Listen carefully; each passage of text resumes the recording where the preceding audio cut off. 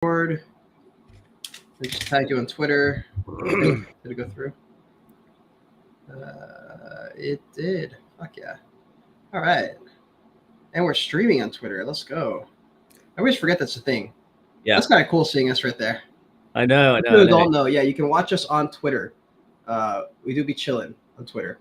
But okay, well, let's just I'm gonna share this. Everything's good here.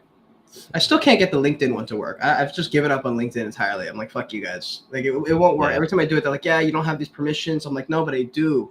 Like, I do have the permissions all set and everything's good to go. And they're just like, nah. I don't get it, bro. I don't get it. But anyways, all right, we'll just get started now. So yeah, me and Tom, well, welcome to the Tea Time episode 21. Actually, episode 20 was literally 2 days ago. It was the rerun or the edited version of our podcast on The Rock with Nikki G, with Blockchain Gavin, with Zerk, with Andres, with Bento. That was a lot of fun. We were able to hang out with all the boys and all the girls too who ended up coming on the trip. And yeah, it was a fucking good time, dude. What did you think about that Rock podcast? The Rockcast. Bro, it was epic. It will go down as like one of the most iconic moments of our careers. Like, we'll look back because that was the first like live thing that we've done with everyone. And I don't know if that's ever going to happen again. To be honest, I think it's important to reflect that, like, realistically, that's unlikely that all of the guys that were on the Rock in Central Park, we're probably not going to be together, and we're not probably going to be in a position to like do a podcast like that. But we should aim to do it. That would be cool to, like, aim to do that.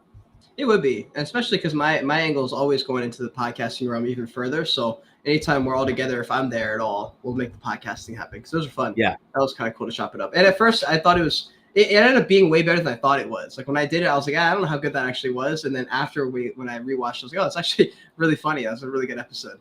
It was really cool. It was so cool to get everyone's kind of like live feedback on how they found the event so far. And I think just the energy at the beginning of the week was so high. It was a bit rough for you because you had obviously just come from a pretty rough ride from the airport, or to and from the airport. You had been through it a little bit. It was miserable. That's where I paid my dues. Everyone's sick right now. Everybody's sick right now. I was sick when I got there. I was dying when I got there. But everything got fixed. Like, as soon as I got there, everyone was there. All the energy just got rid of my sickness. Like, we were there. We had good food. Well, the food made me feel kind of shitty, to be honest, because the food wasn't that good. And in my vlog, I forgot about the review that I did. In the review, they were like, okay, like, we're reviewing this breakfast burrito thing. And I got it, and I was like, "Oh shit, this is kind of nasty." It was so funny. The restaurant owner was right there, dude. Yeah, they're like the poor like waitress and all the staff were like handing us all of our lunch, and Cage there being like, a brutally honest review. I'd give this a solid 3 out of 10. It tastes like trash. I don't think I'd ever. Yeah, it was just like fully just going for it. Yeah, and I changed my answer too because he was right there, and I was like, "Oh, 6 out of 10." Then I was like, "Nah, that's 5 out of 10." No, that was a good time. That was really fun for me. And it's funny. The consensus was that wasn't good, but that was crazy that we basically managed to. Only a few of us were planning on going up to Central Park to film that podcast, and we realized it was like lunchtime. Cade hadn't eaten; he'd just been vomiting all morning. Oh god! And so we were like, "Let's go sit down and just chill out for a little bit. Like, we'll just chill out." Because we hadn't even met each other yet. I'd just met Cade. I think he had just met like no one because no one was there. I just got there, bro. Yeah, we had just got there, and then like 4 or 5 of us sat down in a restaurant, and then all of a sudden within 45 minutes there was like 20 to 25 people in there, like 10 NFT YouTubers, some of the biggest names. We had Champ, Bento, Andres turned up with his crew. And it was like Nikki G, we had and Liam, everyone, and it was and then Gavin rocked up. It was just like one after another. Dude, Gavin was so cool. Gavin and Liam. Well, we were supposed to have them on. Fuck Gavin and fuck Liam. They're supposed to both be on, and they ended up pulling out because they were sick. Just not feeling the best. I think Liam actually had some kind of commitment. Liam had so Liam's doing let's promo his what he's up to at the moment. So he's on the last stretch of launch for Nifty Dash, which is an all-in-one kind of NFT trading kind of what's the word, kind of tracking platform. So everyone gets whitelists. You have no idea when you got whitelists. You have no idea when things are minting. So this is a platform that allows you to kind of keep track of stuff. And I was just on a call with him earlier, and he was like, yeah, like, how's your like trading, like, trading going? And I was like, I fucking don't trade because it's too much effort to deal with all that stuff, tracking your profit and loss in a Google sheet. And then he was like, it all dawned on me. I was like, oh shit, that's because I've been waiting for a platform like this. So they're launching it next week, which is really cool. And I would definitely think, like, Cade, if there's anyone who might be interested, I'm sure Liam would be interested in giving like a couple of access spots to like to George Kingdom. If people are like traders and would be interested in trying stuff out, might help them with like keeping track of trading and stuff. Yeah, no, actually, now thinking about it, he did DM me a while ago, and I forgot to respond to that DM. It's just because I don't trade. I just didn't think about it. It wasn't like a particularly like time. I wasn't like, oh my god, I need to get this now. I was like, oh right, I'll message him. I completely forgot, but no, I agree. Well, right now it's a bit ill-timed. With this point in the market, it's not that helpful. I mean, not that many people I know are trading at all. I mean, so I know some major DJs are trading, but so for them, I think it would be really good. But I mean, are people even bothering right now? Yeah, man. So here's a couple of when we're talking about trading volume. So if we look at trading volume as a whole over the last kind of few weeks, we've seen volume be at especially on OpenSea, be like super low. Yeah. So really low volume. But if you look at the number of transactions and the number of NFTs specifically have maintained a price. I'm just going to flip you this in the chat, mate, so you can bring it up, and then we can share it. So if you bring this up, and we can have a look at the two. We can look at the difference between daily volume and daily and monthly NFTs sold, and you'll see the monthly number of NFTs has stayed steady. But we'll look at daily volume, and it's like So daily volume on the top right is kind of scary to look at. Wow. God damn. I think that it's annoying because the other side drop is kind of really that chart. It is crazy looking. Yeah. But then if you look at if you go down to the next two on the left hand side, that's the number of NFTs sold. Okay, that's actually not bad. So yeah, quite interesting how the number. So what we've seen over the past few weeks is that there have been a lot fewer large kind of large value transactions happening, but loads of small value transactions. So people, what that shows to me is people wanting to gamble, people willing to like take a punt, have some fun. Yeah, no, I guess so. Yeah, I didn't really didn't really think about that, honestly. So I mean, I guess while we're here, we have we'll just check out the market real quick. I just did a crypto market update, but that's just chilling. I mean, nothing's really happening. Nothing's that exciting right now in crypto land. People aren't really caring what's going on. If people are interested in the crypto update, I do cover those, and I go through the news and the biggest news or some of the biggest news in the space that's happening. Like I try to do that like at least 2 times a week, just so people are aware of what's going on in crypto land. As far as Bitcoin, nothing's really changed since last time we looked at this a couple weeks ago. Especially for like the 1-year chart, it's just bear market. So this is time to dollar cost your way. And obviously, if you have money on the side, if you got savings and you got cash reserves, for me, I'm focusing on the cash reserves right now. I'm going to get that to a pretty high number, in my opinion. So I want to be able to capitalize. I don't know what it's going to look like for this recession, but I imagine there's going to be some pretty crazy price action, like really, really crazy. And I think there could be opportunities. So I'm actually going to be waiting a little bit on the sideline to capitalize on those. I'm not gonna be able to call the bottom, but if you go to Ethereum and go to because I kind of I posted about this earlier on my Twitter. If you go to Ethereum, so by default, I think it typically goes to like maybe like 1 or 7 day chart. I swear they do that so it doesn't look as bad. Like I feel like they put it on like the 1 and 7 day because it's never as bad as like the.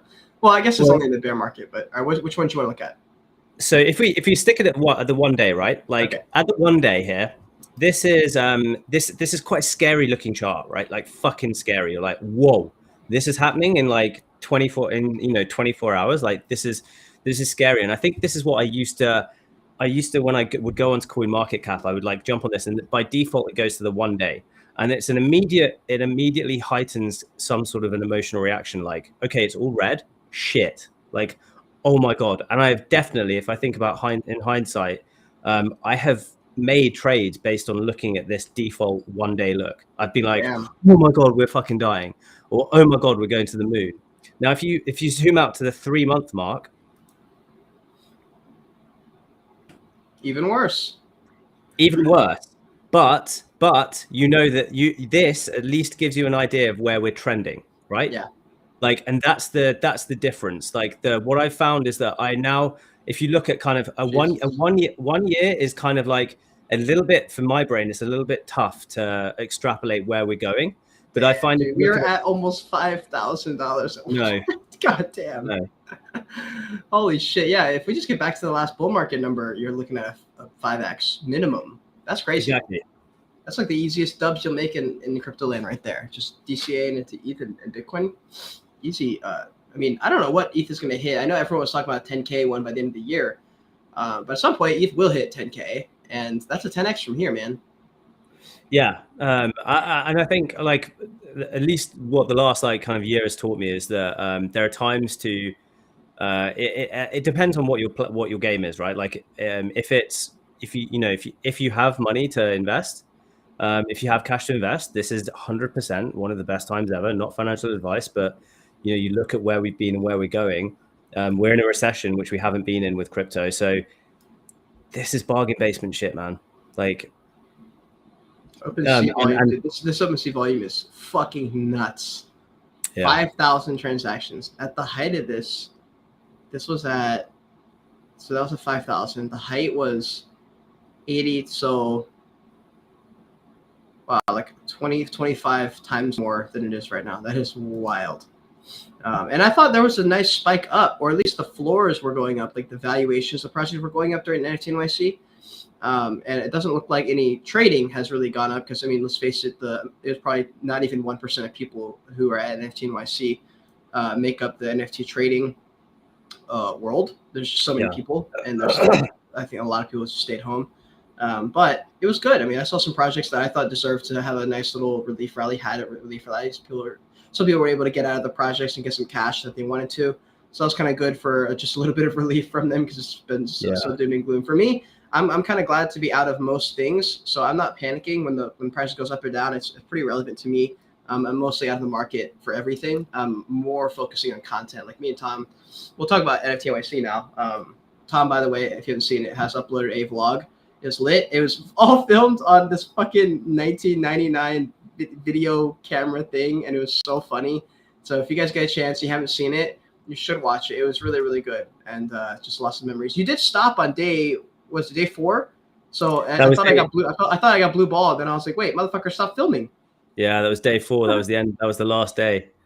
It was good though. Yeah, it was good. Yeah, it was good fun. Just wanted to do something a bit different and have something that we can like collectively look back on and be like, oh shit, those are our memories. So yeah, I'm like Cage is up next, and I cannot wait to see fucking Cage. Wait.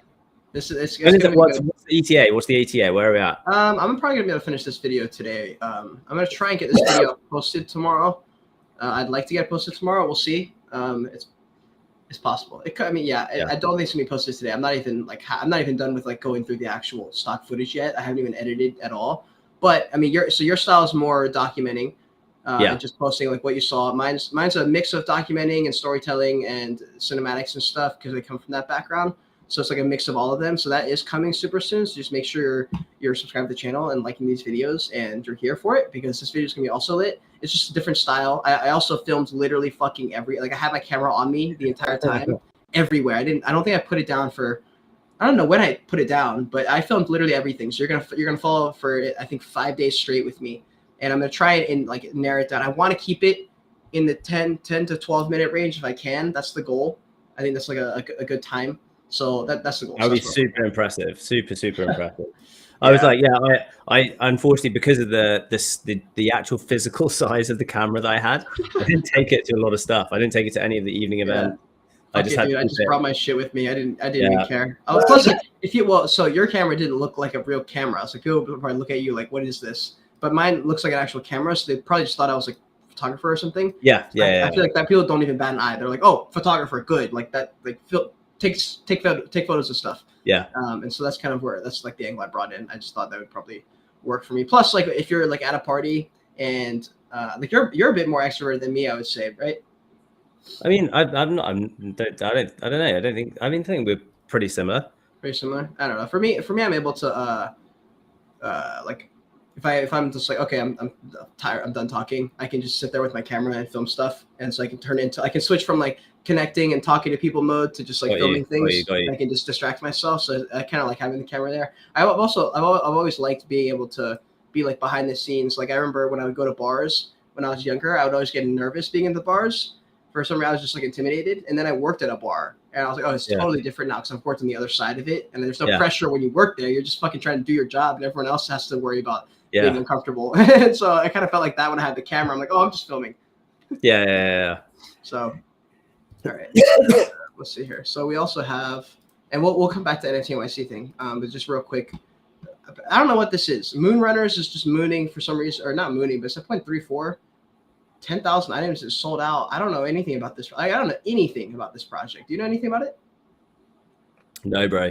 All I saw was that it was from what I understand, it's a Moonbird's derivative, and it's just people trying to make some cash. I guess so, dude. I don't know where it came from. I mean, other than that though, it's the top projects that are pumping right now. A couple had a little bit of a pump from like NFT NYC. I know Cool Man Universe has a huge announcement coming, I guess, soon. I thought they had already come out with it. They already had 2 announcements in the last week, but I guess they have a bigger announcement coming out soon. So people who are trying to trade the news there, that might be an option for you. We also have the Cool Man Universe podcast coming up. I was able to get in contact with Dan, spoke to him at NFT NYC, which is really cool. So I'm trying to get him on. He hasn't responded to my last DM, but I'm trying to get him on by either tomorrow or this weekend. And then I also have podcasts with Voltura from Psychedelic Anonymous, which would be epic. This tweet blew the fuck up. I don't know where. Yeah, everyone just jumped on this one. So sick, so wild. sick, wild. So that was really cool. So if this one happens, I think this will more than likely happen next week. And so that'd be cool. I mean, I'm excited for the project. I've always been interested in. I literally just like forgot about it. Like I have no other way to put it. I like made a video the other day, and they're like, "Where's PA?" And I was like, "Oh my god, I fucking forgot about them again." It's just, it's not one of those that's like in the limelight. It's just like low key there, you know? Yeah. So one, has he told you about how he probably won't do camera? Probably, yeah. I heard about that. Yeah. I heard he was very quiet. He told me to my face. I was like, "Can I take a photo?" He was like, "No." He was like, "No." I wonder why. That's so interesting. I don't put my face on camera, mate. Interesting. I know he's a good-looking lad. He's a good-looking lad, but is he? Reasons. Yeah. Damn, bro, that stinks. Well, I know Dan definitely will, because he's like a influencer type person, dude. So that was really cool. I'm excited for both of these podcasts. So I'm really excited for both of those. That's so sick. That'll be amazing. Yeah, that should be really fun. I'm excited to get back into the podcasting game. It hasn't been a long time for me, but I like to I don't know. It's good to test your skills sometimes against big hitters, you know, and to be able to converse with them like a normal human being. We did a lot of that in NFT NYC. We had a lot of good business talks, met some cool people. There's a couple people I need to reach back out to that I was supposed to. And it's probably a good time. I mean, everybody's sick right now. Tom's feeling like shit apparently. You sound good. I mean, you sound fine right now. I've been on 6 hours of calls today as well. Jesus Christ. Yeah, I know. It's been a long day, but what kind of calls? Is it for the Summit Club or what? Just all kinds. Had one with my accountant this morning, and other NFT projects that. So there's this one called NFT Expert Summit, which I'm going to be speaking at in a few weeks' time. Nice. Who's from a YouTuber in Australia called another guy called Liam. I had Zerk's just fucking with you. I know. Zerk, it's just Zerk. I had a 3-hour call with Zerk, and Jesus Christ, about what? Just talking NFT stuff. Nice. So I think I think what NFT NYC really demonstrated to us was that the UK has a very weak kind of for whatever reason, a relatively weak community or I don't know if community is the right word, but like it just doesn't seem very strong. It's like where are all the other UK people? There's a few. There are a few knocking about, but it seems few and far between. So I think we were just like, okay, well, we have the opportunity to really try and lock this down. And as I'd spoken to you before, like my vision was always to move towards a service-based business that offered Web3 services for Web2 brands. And yeah, just kind of we're going to try and figure out how we can do that collectively. Bring, Liam has got previous design agency background, and Mark, who is he's been like a legit kind of exec level businessman for a long time. So yeah, just trying to see how we can try and do something in the UK, because hell yeah, that's a great idea. Ain't no one. Yeah, no, that's a good idea. What do you think NFT UK is going to be like then? My gut feeling is that it's going to be completely different. It's going to be an actual conference. Okay. Everything will be around the conference, because the reason why we enjoyed this so much, New York so much, was because we knew even going into it, we wouldn't have to get tickets to the actual conference. We just were going to go to the satellite events and parties and day events that all of the main projects. We had a lot. Like when I was filming, when I was editing the vlog. And for people who just jumped in, the vlog for Tom's channel's out, the vlog for mine's coming up. But when I was editing that shit, dude, I was shocked at how many different events we were at. I'm like, every 12th clip, there's like a new location. I'm like, damn, bro, we did a lot of shit. We went to a lot of cool places and talked to a lot of cool people. And honestly, the biggest takeaway for me, one of the biggest takeaways, I was in a Twitter space yesterday with Lisa talking about it. You and I both have, I guess, comparison to the other channels, because most of them were alpha callers or in the bull market. They were able to do like a nice clean 4x on subscribers every few weeks kind of thing. So they're more in the 20 to 50K region, and we're hovering under the 10K region. You're about to hit 10K. And so what we were able to do is kind of demonstrate confidence anyway, and like just hold our own as a normal human being and just connect with them as a human. And also as content creators, but we also have put in work, and there's like a respect level that YouTubers have for each other, because we know the editing and like the bullshit we have to deal with. Yeah. So it was really good seeing that, and also good seeing that the people who had a lot of followings didn't treat us like shit because we had less subscribers or something. I was really happy to see that. I didn't know what to expect. I haven't really hung out with YouTubers before, so I was really pleasantly surprised. Not pleasantly surprised, but just happy about that. Yeah, and we had a great time. I was like over the moon at how cool and chill everyone was. Like, think about how much time we spent with like guys like Bento. Obviously Andres goes without saying, like the dude is always going to be a fucking hero. But like all of the guys like Champ, Kosher, Brett, all of the people like K Money, we hung out with him a bit. Like everyone was just so welcoming, smiley, happy, just happy to be there. It was sick. Pasta was a fucking legend. I've got some hilarious clips of Pasta in the vlog. I can't wait to see these. He started singing in the subway, bro. Dude, the videos I have of him, some of them won't see the light of day, but I had to delete a few clips. For legal reasons. I'm not kidding. There was a couple of legal things I had to cut out. I was like, oh my fucking god! When people were drunk, like someone would say something like, "Yo, you literally cannot say it." They're like, delete the clip. So it was funny, bro. That was a great time, honestly. And by the way, you just reminded me, but Bento's coming on to the podcast Friday. I believe it's Friday at 3 p.m. PST for people who are watching it live on YouTube. So look out for that. That'll be fun. And then we're gonna slowly go through the line of YouTubers again. We're gonna probably we want to get Zerk and Gavin on for at some point when everyone's not sick and busy. We'll get them on for a tea time. We'll get Andres back on. We'll get, who else is with us? Pasta. I don't know if Kosher's interested. He might be. I know he's fucking sick. He's super sick. I saw him on Instagram yesterday. It's like day 3 of the vid. Yeah. He'll get on, because I'm going to do the same thing. I'm like, I really want to. I've realized my favorite thing. Where I've always known this is just speaking to people. Doing what we're doing now is my favorite form of content creation. And it's the most, also what I've found to be one of the most fruitful at like developing long-term relationships, right? Like, and this is the perfect show because they can just jump in with us too. Exactly. If they feel nervous, because sometimes they feel nervous to like a one-on-one. They don't know us that well. They're like, oh well, like I don't know. You're like, okay, well, just come on the show. Like you're just gonna be an extra basically. Like you'll just be there with us and we'll talk. It'll be a little bit about you, a little bit about other stuff. It won't be like all focus on you, and I think that helps people just kind of be like, okay, like that'll be fun. Let's try that. Like that was what Zerk did. He had a great time. He loved it. Yeah. So it's always a good time, like getting people on and just, you know, keeping it chill, hanging out, and yeah, I want to do more of that. I want to dig into people's stories, and I just enjoy that aspect of just getting to know people. And there's a lot of people I didn't get to meet in New York. That was the kind of bittersweet thing. Was who did you miss out on?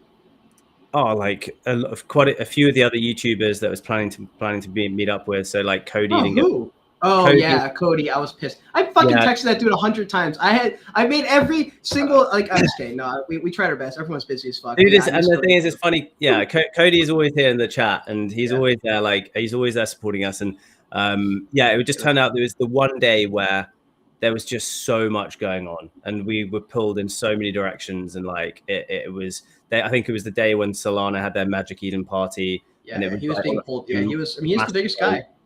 Yeah, I assume he's one of the top three at least. You know. Yeah, 100%. And then Ragnar as well has just rocked up in the chat. So he was one of the guys that I was gonna go meet. So again, sorry, dude, we didn't get to make it happen, but like was really excited to meet him and just couldn't. And I was on one day, it was Wednesday, and I had like I think 5 events kind of back to back planned on my diary. Didn't get to go to one of them. Didn't get to go to a single one because we were just like flicking between other ones. And you know, with NYC, you have to. I went with like very specific intentions. That's why I wasn't able to hang out with you guys the whole time. I hung out with you guys the first like 2 days straight, I think. Then I hung out with all the TikTok people for the next couple of days, and then like my last like 36 hours were spent like seeing as many individuals as possible as I could. Like I made the Fidel thing happen. Like I literally, me and him were texting every single. He was the photographer that got me into the space. We bought my NFTs in the very beginning, and he was just like busy as fuck the whole time, like doing photo shoots, going to dinners. He's like a very sought after photographer in the space, so he was busy the whole time. And then like the last day or the last evening, I was like, dude, where are you right now? Where are you gonna be right now? I will get there. And he was like, I'm gonna be on the corner of this street in like 17 minutes, and I'm walking to this place 20 minutes away. Do you want to meet and smoke a blunt on the way there, or smoke a joint on the way there? And I was like, yes. So I like literally hightailed it from where I was at. I was hanging out with Matt and his girlfriend at this other event where we got free food, free drinks, pizza and shit. It was amazing. By the way, I paid for like one meal the entire trip and like no drinks the entire trip. It was legendary. That was amazing. It was. I paid for I paid for a few rounds of things. I paid. It was one of those things that if we didn't get like because we got VIP entry everywhere. Yeah, it was wild. I never knew that was going to happen. Didn't. Yeah. And it meant that we got free bar. Wild. So, but yeah, Bryce had a fucking party, bro. The man was going hard. He was like, I'm gonna get another drink. I was like, Bryce, we're leaving. He's like, I know. I was like, no, we're leaving like right now. He's like, I know. I was like, oh, okay. So good. That was funny as fuck. Yeah, but it was wild. I mean, the drinks and foods I did pay for were just like because I wanted to. Like there was like one day we all had lunch and I paid for like tacos and shit. But for the most part, it was paid for us, dude. Like shout out Nikki G and whoever the fuck else got us into half these places. Like I didn't get us into any of these places. Like I was just there, happy to be there and happy to be part of it. But going back to the thing I was talking about earlier with the intentions, like I came in with the intention to meet all the TikTokers. Like I knew everyone was going to be there, so I was like, I need to meet all of them somehow. And so I just made it a point. I was like, I'm going to go to whatever event that is, and that means I can't go to some of the like I didn't go to Cool Cats, didn't go to Doodles, didn't go to like half the big project ones, even though they would have been cool. I just like I knew I would be able to see the content after. And it would be cool to be there in person, but I'm not even a holder in most of those projects. Like I knew I would be a Cool Man and SupDucks. I wanted to try and see the founders if I could, and I was able to see both, which was fun. I got some footage at the Cool Man event, got some footage with Frankie at this bar. He was playing a fucking I forget what game he was playing, but we got some footage there. I was able to talk to Rachel, his wife, who's supposed to be coming on the podcast as well. She's also the founder of like Ethereal and a couple other projects. She's a beast. And so it was a great time. Like I wanted to prioritize seeing those people that I've been talking to so long, because I didn't want to seem like that guy who was like, yeah, we'll meet up, and then just like didn't because I went to like an event, and I just didn't want to come off like that. I knew they wouldn't think that, but I wanted to like really, really prioritize that and like force myself to go, even if it was totally out of my way or inconvenient or I had to walk another 10,000 steps to get there. But that was like my goal and intentions like way before NFT NYC had happened. I was like, I need to see these people, because you're right. You don't know if you're gonna see them again. Like you don't know if they'll be here. Cool Cats might not exist next year. Like they just dropped 100K at least on this event, where are they getting money from? You know, like unless they secure the VC funding or it's business loans and shit, like a lot of these projects are gonna run out of money. Like I don't know where it's gonna keep coming from. You know? Yeah, which comes back to my point about how is NFT London going to be different, and I think that's going to be the main part. We're not going to have any of those parties. It's just going to be conference, meetups, but I don't think we ain't going to be seeing any like free bar parties. That's for sure. Yeah. So Well, if I go, it's going to be for that because like if I go to the UK or the Europe at all, it'd be better to line it up with something, and so like that would be probably it. Unless the ticket for the conference is like $1 million, then I probably wouldn't even bother. Well, we both need to apply for media or speakers.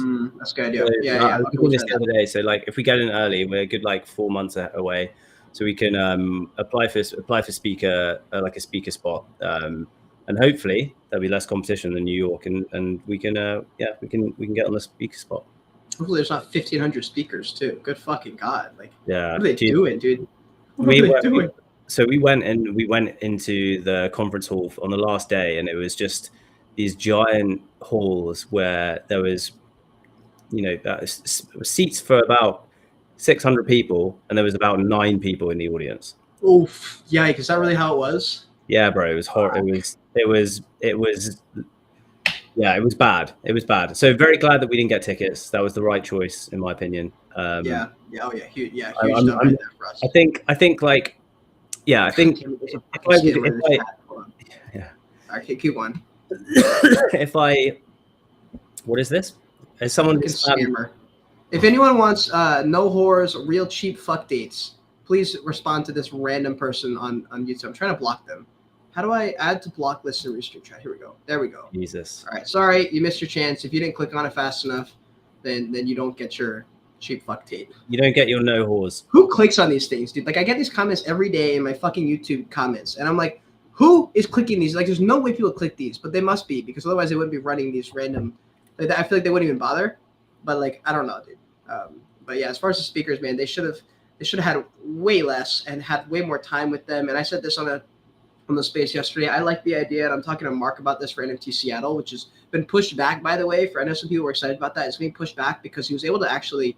He was at the event, and he was able to get some good conversations and get some good backing from people who were like, let's put this on, but let's do it right. And so we're going to make sure this is run right, and we're going to put it together the right way. So it's going to be later in like the fall, I think. So I'm actually happy to hear that because they're going to make it like legit and like an actual event, and probably not just like, I don't know what it would have been. It probably would have been way smaller. So I'm really bullish on that shit, honestly. So shout out Mark for that.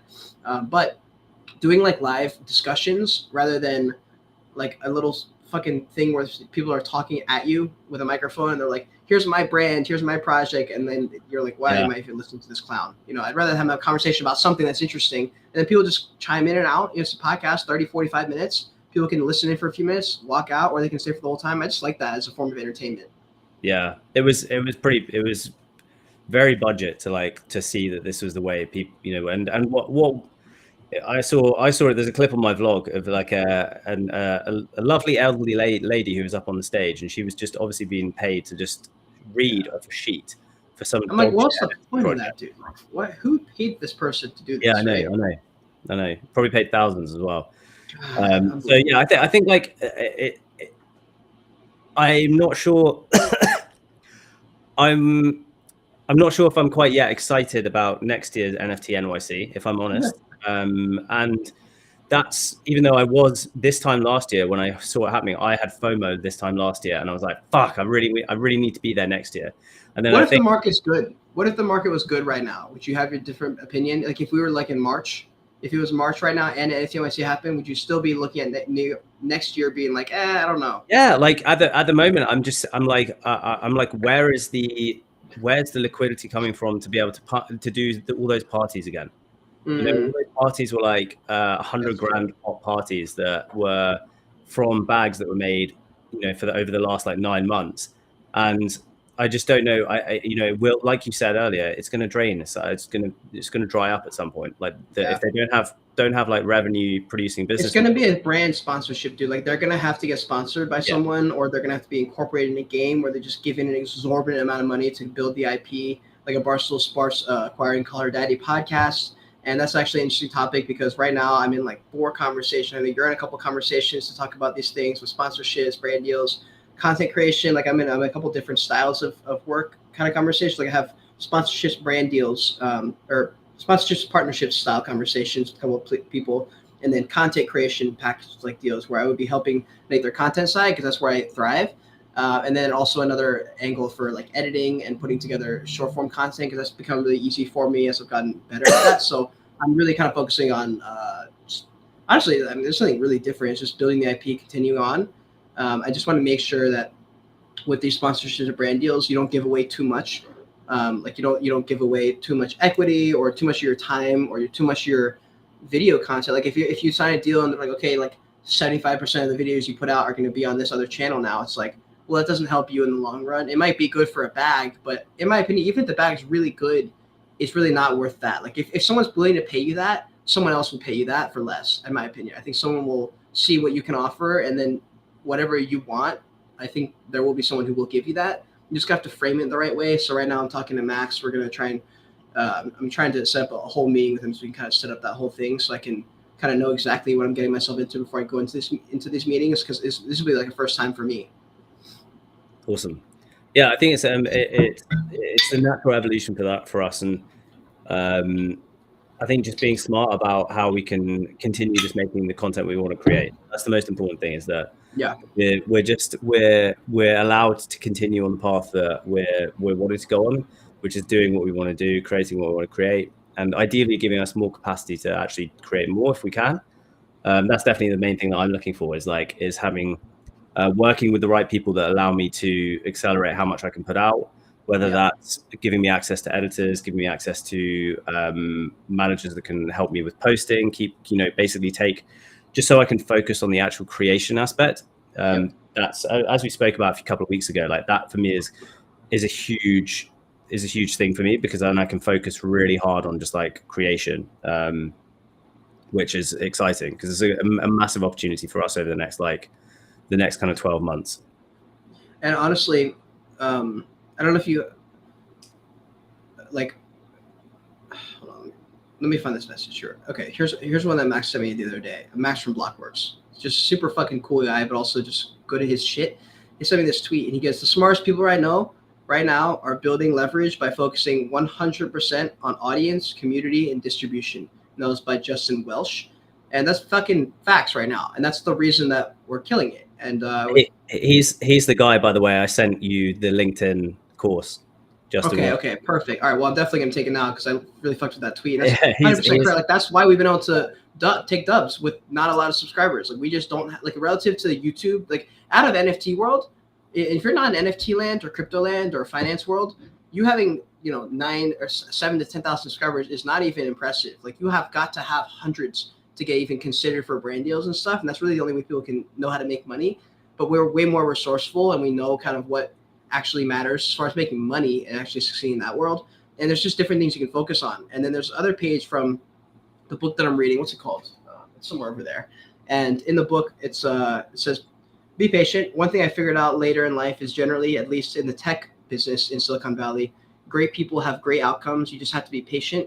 Every person I met at the beginning of my career 20 years ago, where I looked at them and said, wow, that guy is super capable, super dedicated, super smart. All of them, almost all without exception, became extremely successful at some point. You just have to give them a long enough time scale. It never happens in the time scale you want or they want, but it does happen. And that's something that I've always known and just kind of like believed blindly almost. But now, like, hearing that from someone who won already and is like, all he deals with are people who wins, I'm like, all right, bet. Like, that's literally what I thought. And so literally all we have to do is continue going. Yeah. And that's like everything that I've kind of been focusing on over the last like couple of months is just taking a step back and reassessing, like, okay, well, what can I be doing now over the next 6 months that I know I can still be doing in 10 years time? Because I know that if I water those flowers for 10 years, then that's giving me a massive like chance and like likelihood of being successful. I think the biggest thing that I've learned is the exact same thing that the guy said, is that you have to give it a long enough time horizon to really watch things grow and develop. And I don't want to be a victim to hopping from one thing to another. Like, I just don't want to do that. I want to really fucking knuckle down on one thing and just become world class at that. And at the same time, tell my story through media. Like, so just like show my story, and kind of tell my story, document my story of doing that through these different media outlets. But like, I really am looking at 10 years and I'm like, we can do some great things in 10 years, but it has to be focused and it has to be on you can't just be jumping from one thing to another every 2 years.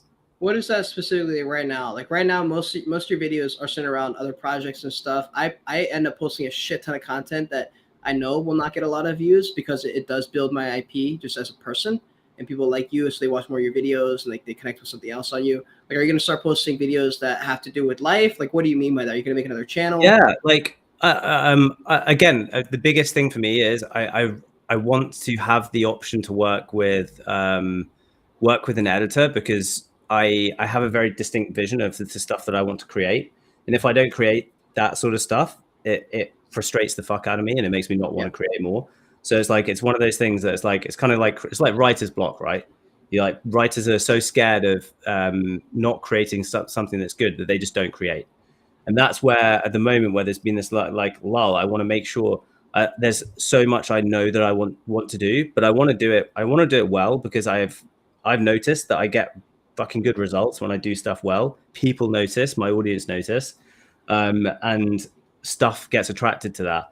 So, and it comes back to stuff we've been talking about for ages. Like, I see TikTok as a huge opportunity, as I have done for like the last 3 years, but I haven't really gone after that as well as I could. And now, if anything, I want to, like, for the next few months, like, I actually see there being as more opportunity in me really smashing TikTok and just focusing on creating a little bit less, but more quality on YouTube. And also going back to the stuff which has a little less friction when it comes to creating, which is the interviews, the stories, telling people's stories. Like, I've had good responses from some of the ones I've had recently where I've told interesting people's stories, and I love doing that. So it's kind of like, it's just redirecting the stuff that I want to do, and then every now and again throwing in things about my journey, whether it's projects that I'm working on, things that I kind of like, my kind of gut feelings on where the market is going, just being a bit more reactive to stuff. And then also the same, I really do like covering projects that I find interesting. I really enjoy doing that, like, because those things do deserve to be shown out there. Like, I do like if I see something cool, I want to show that to my audience. I want to be like, check this out. These are the reasons why I think this is good. So just keeping it broad, like same as you, just keeping things broad, and just working on the consistency aspect. And it's always tough. Like, the reality is that I've got a lot of other stuff that I'm working on in the background that is extremely time consuming. And like today, I was on calls for like 6 hours, and that's 6 hours, which means I can't edit, I can't create.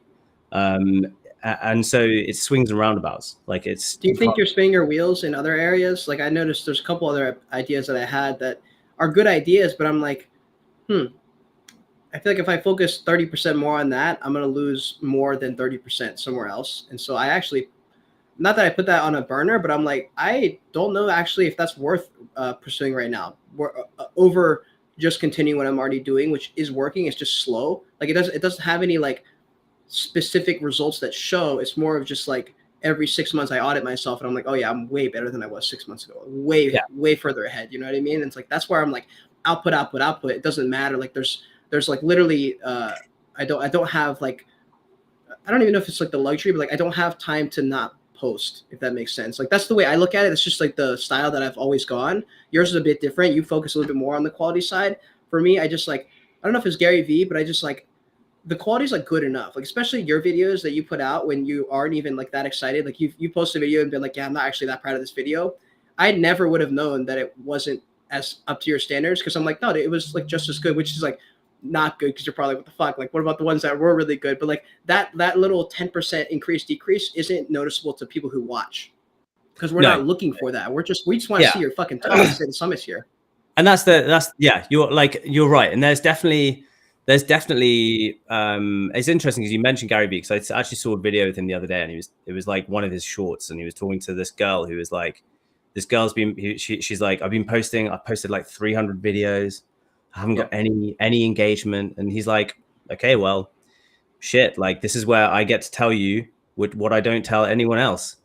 You need to fucking change. You need to just you need to figure out a different tactic. Like, it doesn't have to be, it isn't just a one size fits all approach.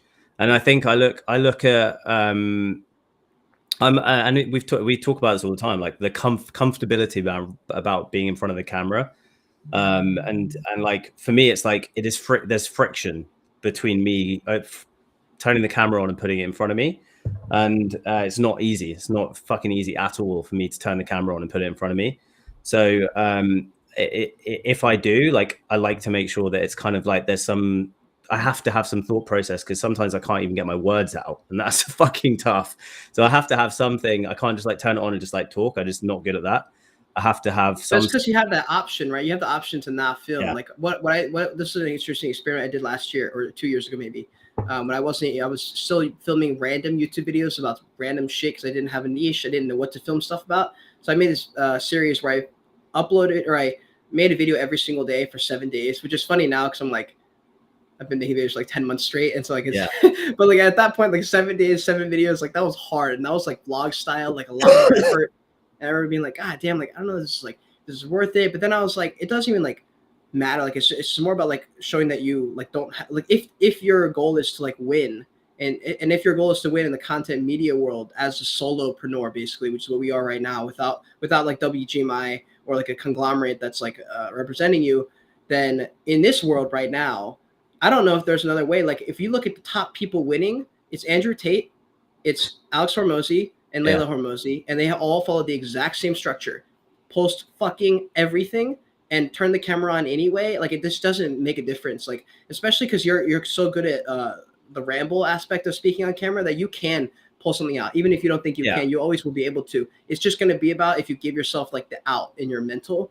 I just like when I turn the camera on, I'm like, okay, there's 4 videos that need to be filmed. The camera doesn't turn off until all of them have been filmed, and I don't sleep until they've all been edited. Like, that's just like the way I'm working. But I also don't have the business side that you're working on with the Summit Club. So that maybe like depending on like what your goals are right now.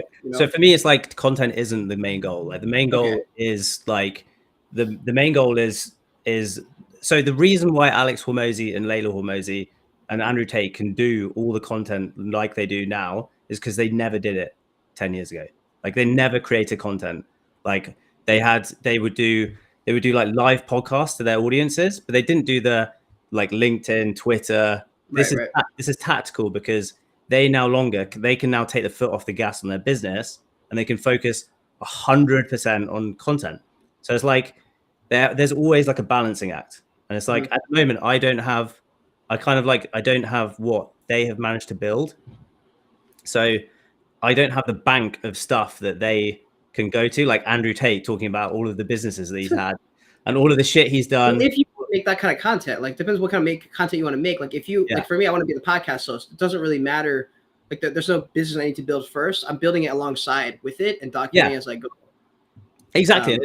It's like, and that's why you're extremely impressive, because there's no one else doing it for a reason, because it is extremely time consuming to do. And I just don't have, like I said, it's simple as I was on calls for 6 hours today. And if I was up until 2 a.m. editing a video.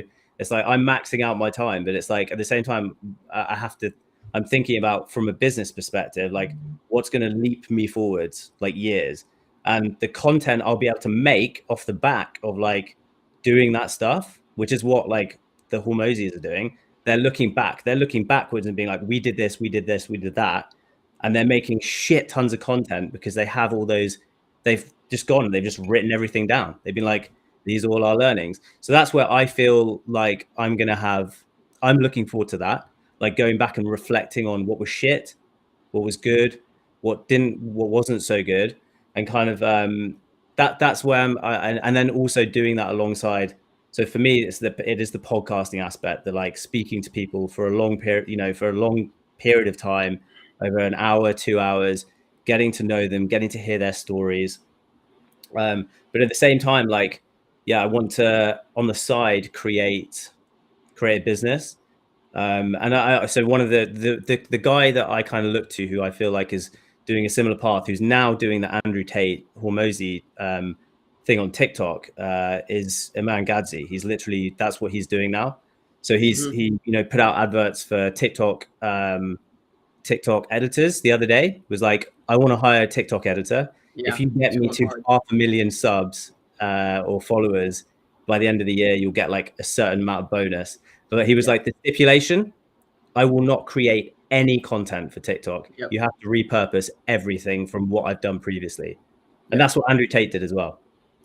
No, so I agree. But that's like, that's an extreme fucking example. Like, you don't have to, you don't, like, for you, you don't have to have built a 20-year business to start talking about it. Like, you can start right now, or you could start in a couple weeks or something. You know what I mean? Like, there are like small things that you've done, or small in your eyes maybe, that are 10 times more than 99% of people could hope to achieve. Most people don't even know what step one of a business is. Like, they don't even know what goes in it at all. Like, you could talk about that right now. You could say, okay, here's like the first thing that happened. I think about that all the time. Like, that's from even like last year. That was what I wanted to get into, is actually talking about that.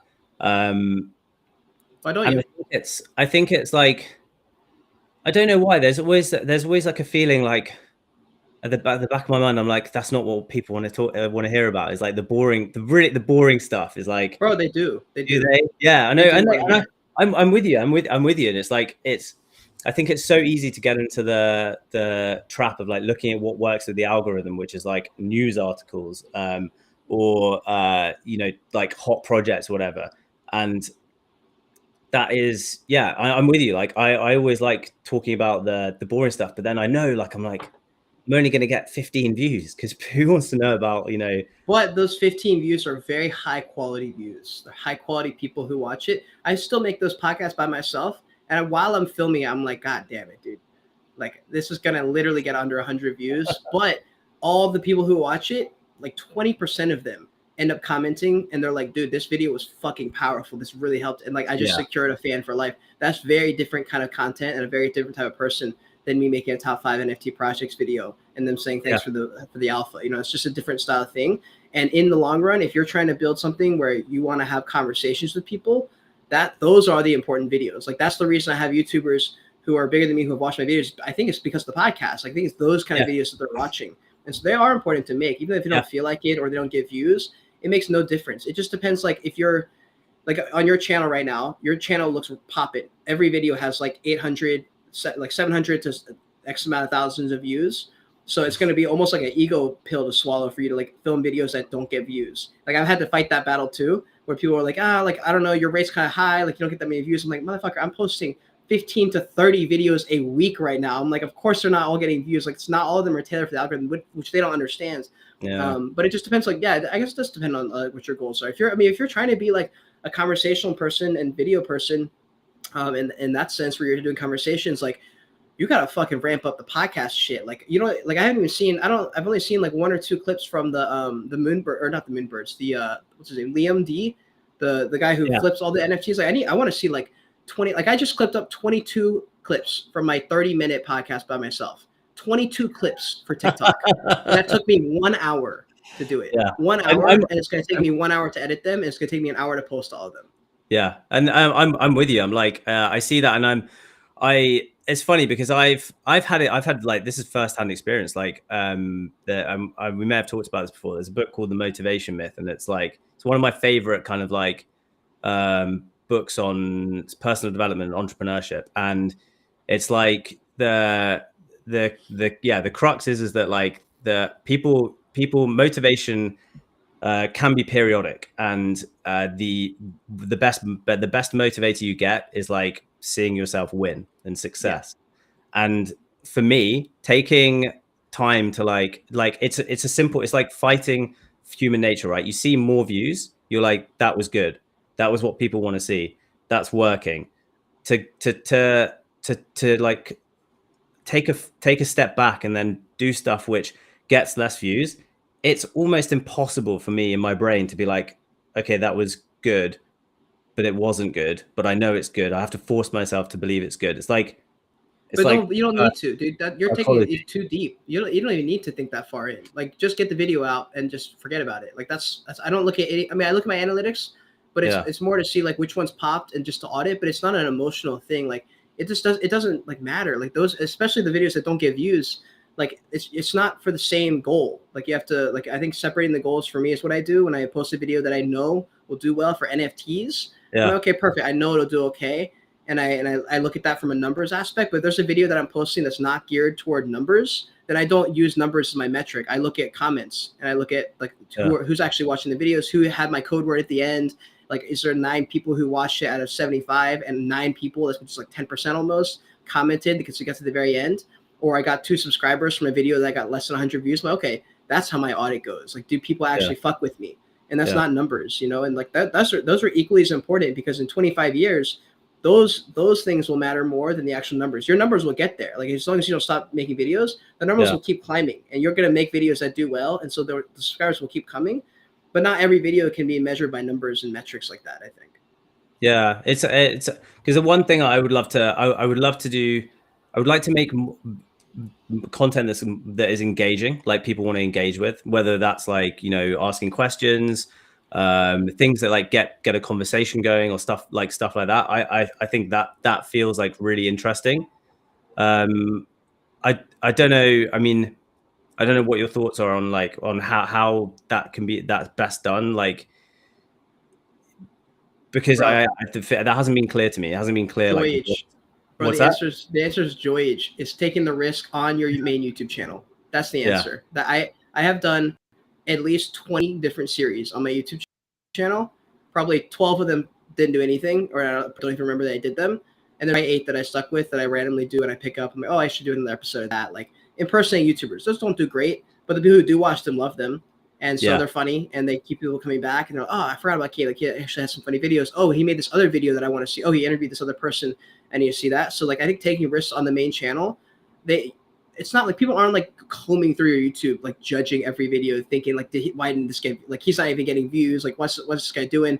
They're looking to see which video that they want to watch, and then they're just gonna appreciate you making all those videos. Like, I have a video called This or That, and it's basically a spinoff of Gary Vee's Overrated Underrated. And I just pitched random shit together. I'm like, Red Bull or Monster Energy, Cool Cats or Lazy Lions, like just bullshit, dude. Just like straight up bullshit, just to see if people like it. And people, like the people who watch it, like it. But the majority of people don't even click on it. But it's totally fine. You know, like at some point, there will be a series that I really fuck with, that's really fun to make, that's easy to make, that does decent on views, and I'll just build it up. That's what Tea Time was, dude. We just like did a couple of these episodes. We're like, oh, this actually works. This is fun to do. People who are watching it love it. This will scale at some point, like, you know, like this for me is like a highlight of my week every week. Like, and this to me is like what creating. This is when I feel happiest creating. Like, I'm do more of this shit, dude. Do more of this shit, dude. And that's the one thing that I've like realized in the last couple of weeks is like, okay, well, what I want to do more of that. Liam, dude, Liam's your man. You guys are in England together, bro. Do a live show together. We are. So that's the thing. Like, I'm working on this. I'm lining up guests. This is the thing. I am actually doing this. I'm actually making a change. But yeah, our aim is like me and Liam to have like an actual in real life podcast at least once a week, and then another time like twice a week, and then one of those during the week will be a virtual one. So one day a week we go into the studio, potentially have a guest in the studio, which would be sick, and then the second one would be like a virtual one.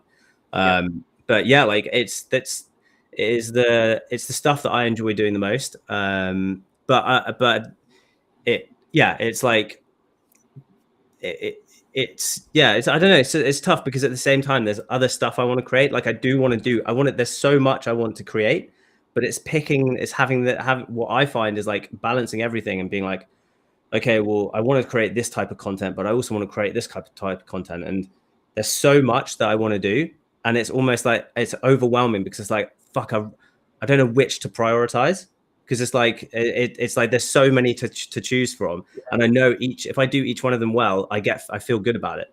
So it's like I want to do all of them really well, and that's the fucking frustrating thing, because it's like just I want to do everything, and it fucks me off when I can't. Like it really fucks me off. It's annoying, dude. Yeah, there's a lot of videos I want to make too, and you're a bit older than me, so you know that you already know the answer is just to pick one.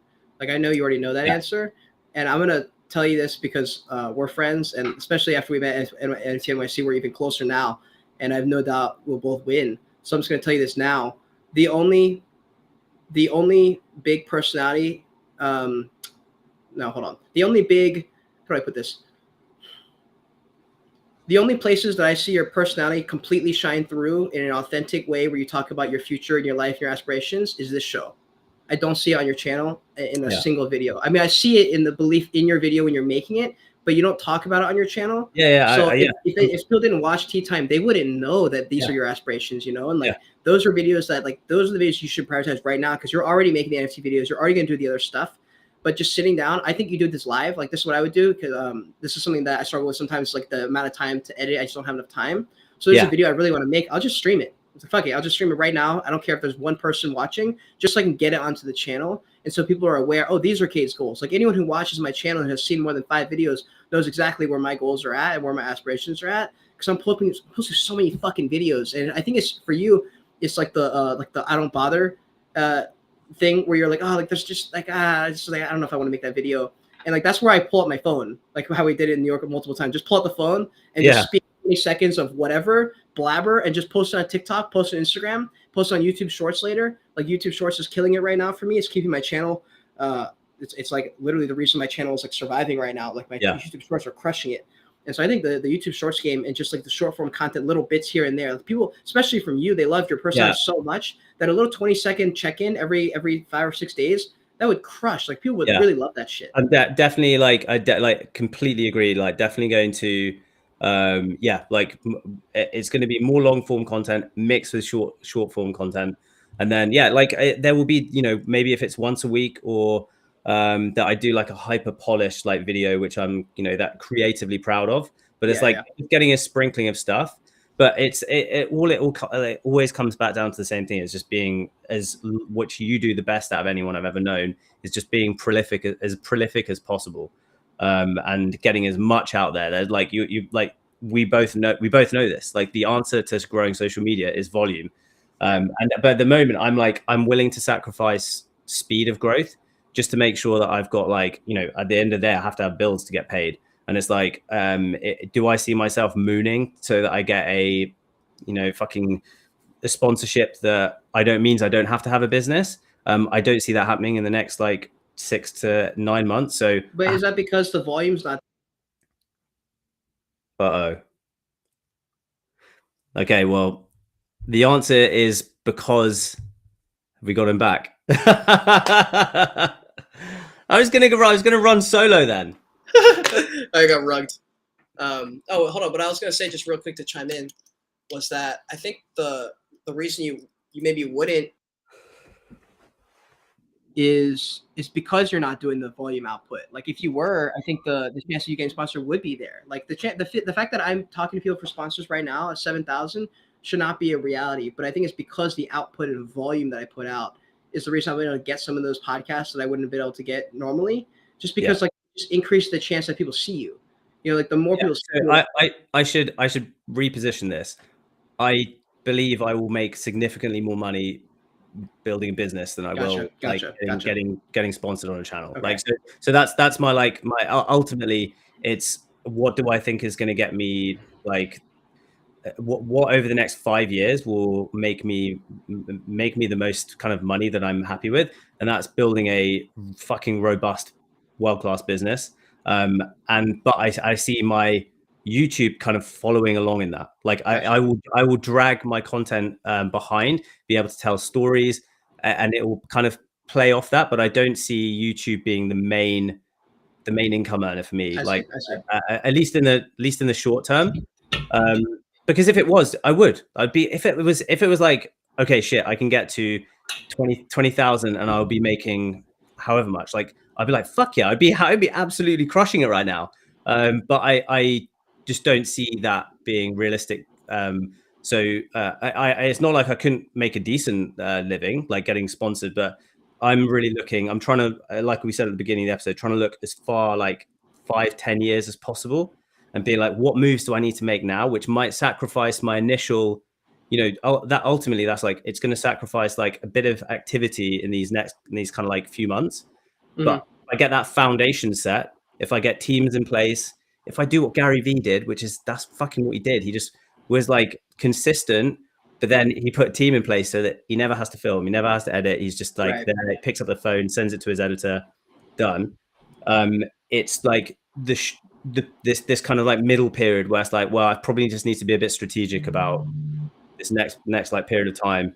But it's because I view content as a long, that's the long vision. Like I'm going to be here in 20 years time. I'm going to be, I know what I'm going to be creating content in 20, maybe, I don't know, maybe 30. I'm going to be old at that point, but like, I know in 20 years time, I probably will.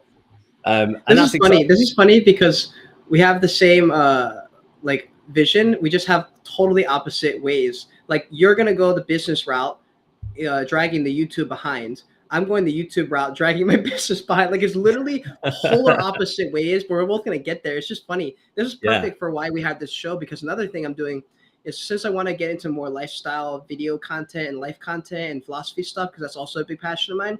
My friend Mark, he's the MGC podcast that I did. He's the one who interviewed me at his studio in Jersey. That episode's going to come out at some point. I also have a video I filmed there in the studio, so that video I need to edit as well. But he has he's very stubborn in some ways. I'm also very stubborn in some ways. But we have, for the most part, we see eye to eye on a lot of like normal shit. We're like, okay, like I can see your point. I can see your point. But there's definitely some things that he sees in a very different perspective that I see in a very different perspective.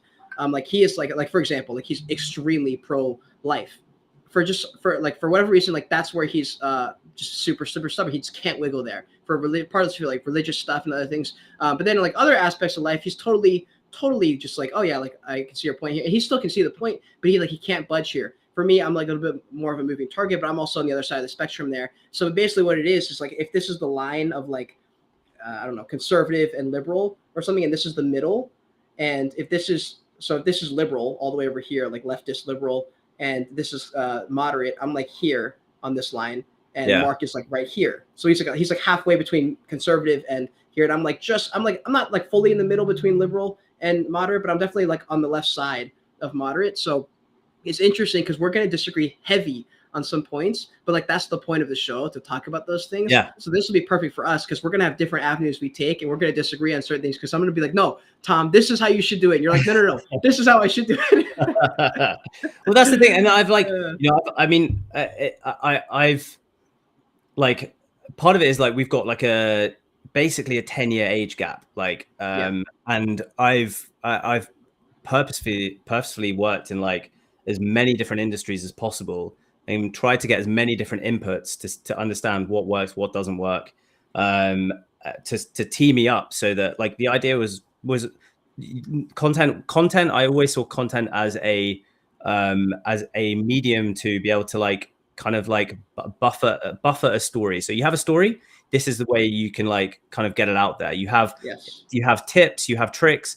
This is the way you can share that with the world, which I love. Like I love education. Education has always been my thing. Like when I was a lecturer, I've always been an educator. So that's where I see my thing. I suppose when it comes to thinking about like, okay, well, when we talked about like the Hormozis and like Andrew Tate, and that it's I have proof. Now I speak about it as an authority. And like, I think maybe part of the reasons why you said about like how the kind of like tactical elements about, the small bits about maybe, the small steps about doing things. I'm like, yeah, but I fucking haven't done it yet. I haven't fucking proven. I haven't got to the, the kind of the big headline of like, I've built like a something big business. If that's what you want content about. Yeah. But there's also a lot of things that you do know that you have done. You're 30. There's a bunch of shit that you have done that you can't talk about. It doesn't have to be Alex Hormozi level content to win. It works for Alex because of who he is, but that's 90% of it, dude. The content's really good, but without the personality part that people like about him, he wouldn't. There's a lot of people who make the same content that Alex does, so people don't watch them because they don't like Alex. So like there's a part of you that you have that is very, very unique that people like. And so they just want to hear you talk about whatever. You can talk about your dentist shit, like the things you learned. You're like, okay, like I quit this job to jump into this industry. I got a business loan for this much money and I made this risk. And like those are things that you did do that you can talk about. It just might not be Alex Hormozy level shit. Yeah, I know, but like it does come back to, I still feel like I just haven't proven myself. Like, and that's like a personal, I suppose, just a personal thing. Like, I don't feel comfortable putting myself out there without feeling like I've actually, like, where I want to be from an accomplishment level. I want to be able to say, yes, this is how I did it. It might not be the way for you, but this is a way. I'm just telling you my story, and I just feel like, if it was maybe if the line was like, yeah, I've kind of built I've built a moderate audience on YouTube. This is how I've done it. Like, I'm happy, confident talking about that, but I really don't feel like I've got much, more. I want to get. It's where I look to people. The people I look to for kind of advice, information, education. I am looking for people who have been there and done it. Like, I don't want to be looking at guys who are. I always think mentors are people who should be a couple of steps ahead of you, like 1, 2, 3, 4 steps ahead of you, quite close to where you're at. Because if they're too far ahead, the direct stuff is inapplicable to you. They're too far ahead, and it's just not relatable. So I like maybe perhaps thinking about doing more like maybe custom, I suppose, like customized, personalized stuff, where maybe which is where our groups come into it, which is why I'm doing the Summit Club, which is like, it's a closed group where I can share things, but in a more like kind of closed atmosphere, where, I'm not putting myself out there to get completely flamed because I haven't done it. And the time will come. I know the time will come. The time will come where I will have the kind of the stories to tell, the things to look back on, and I'm looking forward to that. I'm really looking forward to that. And I think until then, it's you should just tell stories where you failed. Then you should just tell random stories and clip them, like shit where it didn't go right, where you thought you'd be here. Like, for example, like when I've told this, like, in October, or no, in November or December, I actually thought I was going to hit 100K by my birthday. I was like 100% guaranteed I'll hit 100K by my birthday. Yeah. My birthday is in a week, motherfucker. I'm not even at 10K. So it's like, it doesn't even matter. Like, it's a funny story, How about this? Let's set ourselves a challenge, because that's actually, because I agree with you. I think like we learn best from our mistakes or failures, and I think this would be a really good exercise for me to like actually go back and just look, for example, just look at my beginning of year goals, and look back at them and be like, okay, this is what happened. It hasn't gone to plan. I'm like, at the same time, I'm like, I've made some good progress. But I find that with every single time I set goals, but when I do goal setting, when I do kind of goal setting practice, I do always believe in the like shoot for the stars, like kind of mentality, as in like you have, and I actually, do you know what's fucking crazy, man? The people that we've been hanging out with over the last like week, it really, it makes me feel like I'm not even setting my goals high enough. And I'm looking at my goals. I'm looking at if I go upstairs and I get my notebook next to my bed and I look at my goals from the beginning of the year, I won't have achieved them, like, because they're high. But I'm like, I know the people that I'm surrounding myself with are aiming fucking way even higher than that. And it's embarrassing to say it though. Like, when I say I want to beat Joe Rogan off the #1 charts, like, it's literally a joke at this point. Like, I don't even have 10,000. Like, it's like actually a joke. But the more you say it, the more like it becomes not funny. And you're like, yeah, no, like, after like a few months I started, like, now I'm like, yeah, I could do this. But I don't know. I mean, maybe I can see that happening, and I feel like, I can see that happening. Why? Because you demonstrate all of the everything that Joe Rogan has: the ability to speak to people, the ability to empathize with people, the ability to be. You're not like right wing, left wing. But I see that about you, though. I see that about you with the business content that you don't want to make and stuff like that. I see that, like, the stuff you're not doing, that maybe you feel like an imposter or something. Like, those things are only things that you think about. It's like not other things that the people that watch you don't think that. It's the same way when I talked about the Joe Rogan thing. That's not something I particularly believed in the beginning, but other people may have. But it doesn't really like matter. It's just about like, it's about like blowing out your limiting beliefs. It's definitely you just literally, yourself, bro. You literally said it though. It is literally that. We're always speaking about here is imposter syndrome. It's fucking, that is literally it. Is the feeling of now that you've said it, I'm like, fuck, that is exactly what I just described. Like I described the feeling of like not being worthy of being able to be in a, like that is exactly it. And I don't know. You're gonna have to have a successful business to not have that, because you have to actually do the thing. Until For me, like I'm confident in my podcasting because I've done 100 something episodes and I've interviewed big people. So I'm like, okay, like I am finally, like I can walk into a bar now and not be unconfident in my ability to do something else, because I know I'm confident in my podcasting and that's what I want to do. So like, okay, if I'm like, that's the only thing I need to worry about, being confident in. Everything else, I don't give a fuck, dude. Like if you're better at talking to girls, cool, you can take that trophy. I don't need that. Like I'm gonna win this world. So like that's the only way my imposter syndrome got kicked away, because I had that my whole life until literally like YouTube, and like that was like until this year in YouTube, where now I can walk, like you and I both can walk into a room with YouTubers with 10 times as many followers as us and not be nervous that, or not be like, oh, I need to win their approval, because you're like, no, I'm gonna win in my realm. It doesn't make a difference to me if they're happy or not. They're gonna miss the train if they don't want to be friends with me.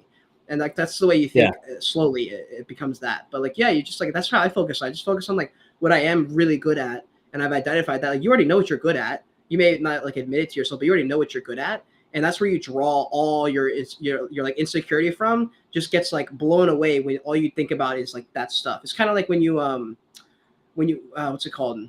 When people say you can't, what is it? You can't, it's something like you can't breathe and overthink at the same time. It's some type of thing like that.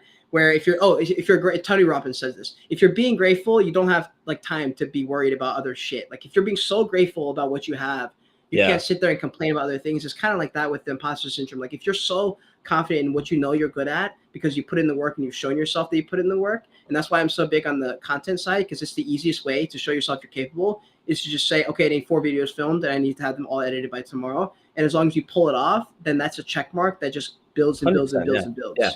And that's what when I refer to that book, The Motivation Myth, which is the biggest motivation comes from like succeeding, like and success is like something something that every person has a different definition of in their head, but it's a feeling that it's just an innate feeling that you either succeeded in your head or you didn't, and it's small things like that. It's like for me. My biggest feeling of success is when I feel like I've created something that I'm like, I get a gut feeling. I fucking like when I press like confirm or yes to upload or render, and it comes out the other end, I get a feeling of warmth and happiness, and that makes me feel like I fucking want to go do it again. Yeah. And I get that after I speak to people. Every time I do this with you, after I get off, I'm like, yes, that was the right thing.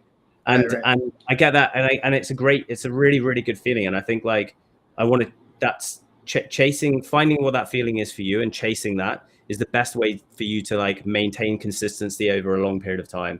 And I think the imposter syndrome, I've had some fucking L's with when it comes to business. Like, I'm definitely fighting the feeling of having those L's, and I think I'm going to need a dub before I can really feel like I've gotten over that imposter syndrome. Yeah. And it may be just chapters, and maybe just I need to get to the next chapter, whether it's my first 100,000 year or whatever, or 100, 10,000, whatever it is. And the way my journey's progressed, like it's been because of all the different choices that I've made. It's been a stuttered start. And I feel like I'm about to go on that, but I want to make sure, like, that's why I'm focusing on putting in the foundations now. I'm laying the foundations so that, like, I can't wait to look back and be like, do you know what? That was fucking hard, but I learned as best as I could. I spoke to as many people as I could. And I'm looking forward to looking backwards and being like, people were right. Fucking entrepreneurship is not just a line that goes like that. It is fucking up and down. That's why nobody's an entrepreneur, bro. That's why it's like that. This is the fucking truth, man. Like, we're talking about the imposter syndrome thing. It is because it is fucking hard. Like, that's the reason. Like, the reason I'm not comfortable and confident talking about stuff that I'm doing is because do you know what it is? I'm double, you know, I'm checking myself every day, being like, am I doing the right thing? I'm doing everything that I can, but I don't fucking know, because until you're there, until you've actually sold a business, you don't know. You don't fucking know. And that's the biggest thing I've learned in the last, I suppose, year and a half, 2 years since I kind of went solo with my entrepreneurship thing. And it is, there's a reason no one does it. There's a fucking reason people go for that paycheck, because it's way easier, dude. Way fucking easier. Like unbelievably easier. And people, and there have been times when I've been like, yeah, you know what? But me and you, we're here and we're fucking hustling our way through this. We are, and at the moment, that's what we're at. We're in the hustle phase where we're trying to do whatever to make ends meet, make it work. And dude, because of that, that's why I'm such a big believer in just putting videos out, because like for you, you said the overthinking part, like, is this good enough? Is this the right path? You don't have time for that right now. Like I did the same thing in the beginning, but once I found a couple of videos that do well, I said, fuck it. Okay, I don't have time to think anymore. I just have time to post shit, because you're right. The hustle phase isn't the time to be particularly meticulous. The hustle phase is about hustling. Like that's it. There's no other way. I mean, I know for you, business is a little bit different. Right. You gotta have things, but you can draw inspiration from that too, dude. Like the 2 years of entrepreneurship, that's a year. Well, that's probably 1.7 years longer than 99% of people who start the entrepreneurship. They probably get, I don't know what the numbers are. I assume most of them give out within 3 months max. Yeah, it's it's really tough. And I've known a lot of people who have entered that realm, a lot of my friends over the last few years. And I'm lucky to be surrounded by a lot of people who are trying it. And that's the most inspiring thing. But at the same time, it is tough, and it's tough seeing, I think, other people's success and thinking, fuck, what am I doing wrong? Am I doing things wrong? It is this constant battle of you're just second guessing yourself, being like, fuck, what am I doing? You think you're doing things right. And so, I think I genuinely believe this time next year. So I look at Liam, for example, I look at Zerk. He's a fucking millionaire. He's made a mill from entrepreneurship, from learning the nuts and bolts of business and playing the game. And the level of confidence that guy has to shoot fucking past the stars, I haven't been around someone like that before. Mm-hmm. Yeah, he's a smart motherfucker. And it's I've never been around someone like that. And so this is a huge wake up call for me to be like, do you know what? I'm not far off, but it's what I can see the difference between me and him, and him having had that dub in the back pocket, and his just confidence to be like, I'm unbeatable. Yeah, dude. Yeah, no, I agree. And it's the same with when I left on my trip, when I showed myself that I can live in a car and figure stuff out on my own with no money, basically, and figure out a way around it or do that thing. And then when I got to YouTube and I took a chance and I quit my job to go full time at the first chance I had, basically. And then after 9 months, when I felt myself in my rut and being like, man, I really don't want to be here anymore. I should move to Seattle. But I had lost that confidence because it's been so long since I'd taken a chance that I was like, I don't know if I could move to Seattle. And I was like, motherfucker, I lived in a car for 6 months with no backup plan. I can literally move to Seattle right now. And so I just booked a ticket that day. Some of you guys were following me. I was literally on Instagram and I posted a photo and said, man, I kind of want to leave. And within 4 hours, I booked a ticket. And within 36 hours, I was in Seattle. And then 1 week later, I had moved into the apartment. And I was like, oh, shit, I literally can do everything. It's not that you can do it. It's the fact that you're going to make yourself do it with or without your own permission. And that's what my brand's about. The Joyish, it's just literally about fuck it. It's just, there's no time to ponder too long. That's what I did my whole life. And when you ponder, nothing gets done. You just sit there and make up fantasies in your head and what you want to have to happen, what you would have happened if this could have gone right. Oh my God, I wish this hadn't happened last time. It's well, it already happened. And that's never going to happen unless you get up and go do something. And so just go pick whatever you can and pump out give it a 50% quality effort and just show up. And then eventually, how you said, you'll be able to look back at a year and be like, fuck yeah, I got it done. And I think that's where I feel like when we have this conversation in a year's time, I think we're going to be in very, very, very, very, very different places. That's where I think we're at. We're at inflection points in our careers where things are going to go here, bro. Yeah. We're on this mountain. We're hold on. If this is the mountain, we're shit, this is the wrong hand. We're like here, bro. We're like about to cross over this hump. Yeah. And go into straight up just fucking momentum, just like Yeah. straight up momentum, not downwards. We're going to the moon, but like momentum. And, like, and it totally feels that way. Like it feels like you know, I said when I say I've been on calls like all day, like they have been like powerful calls, like fucking like gut punchingly powerful calls, like and the stuff that me and you have lined up, like it's fucking happening. Like, and this is the thing, is like it's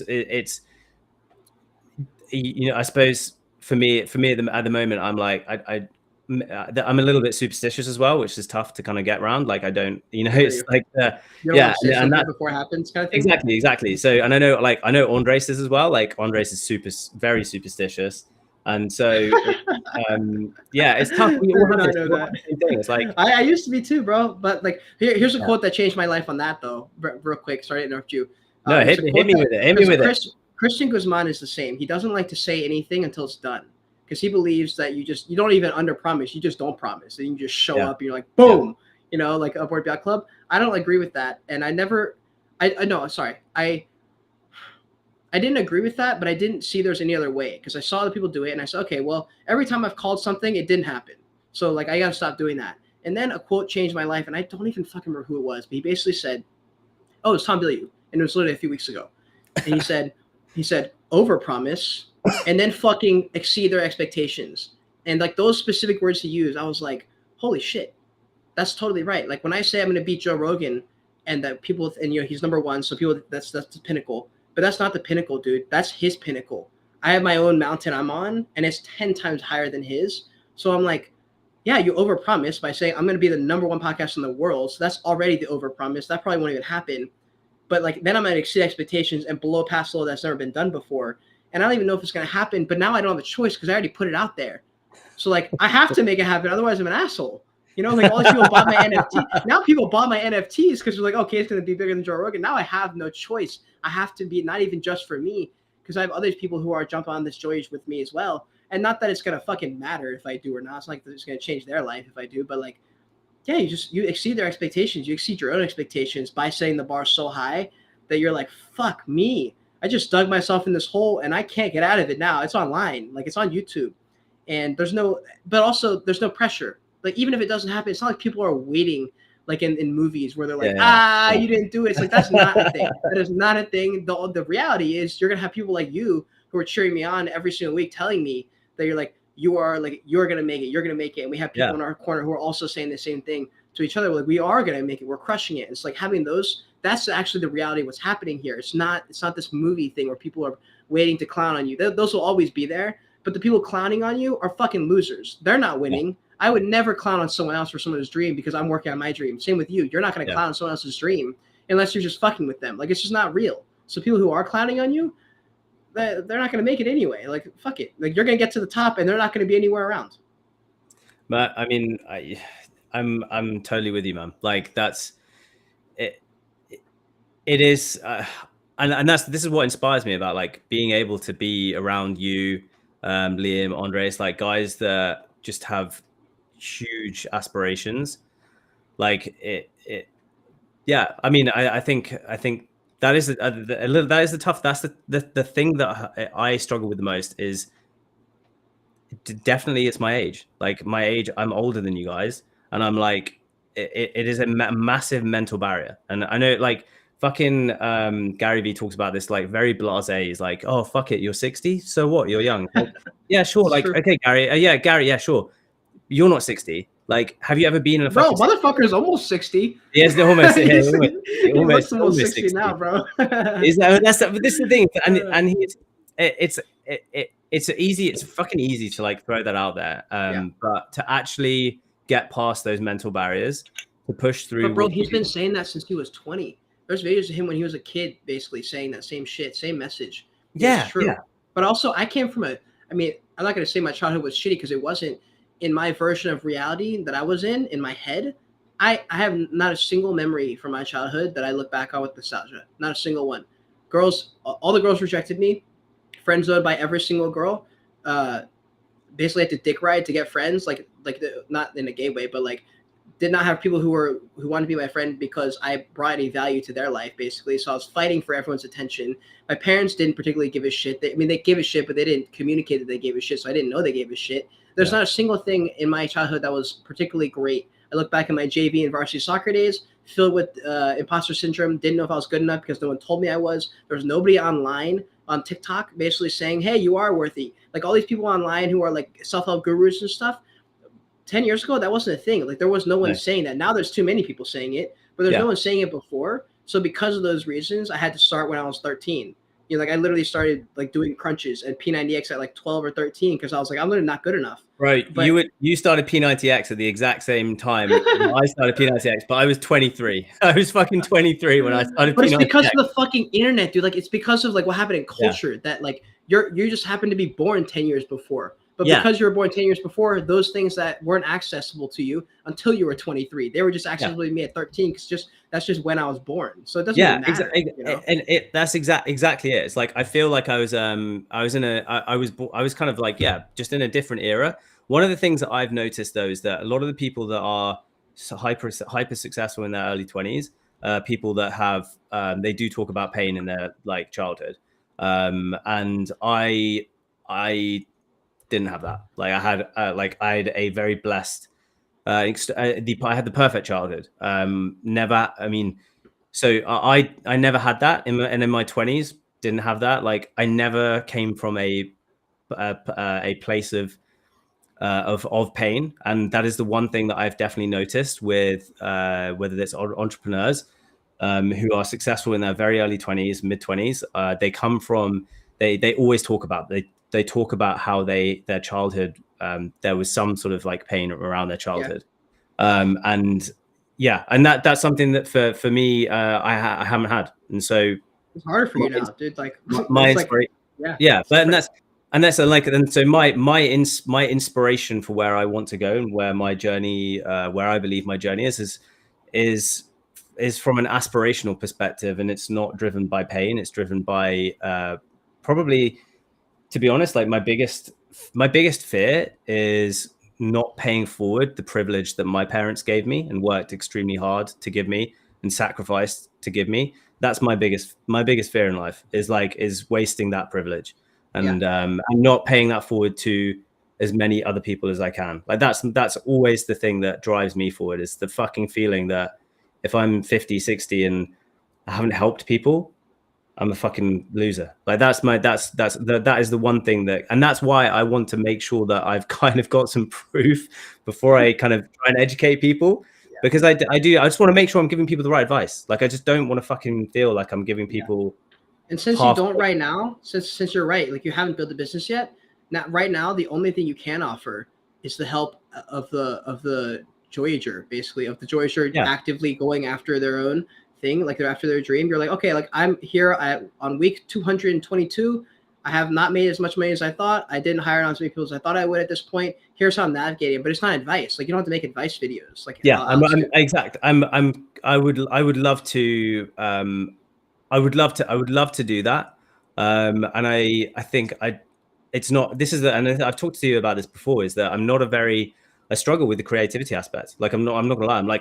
You're telling me this now, and I'm like, I don't have it pictured in my brain. I see. I'm like, I don't know. I'm like, how would I create this?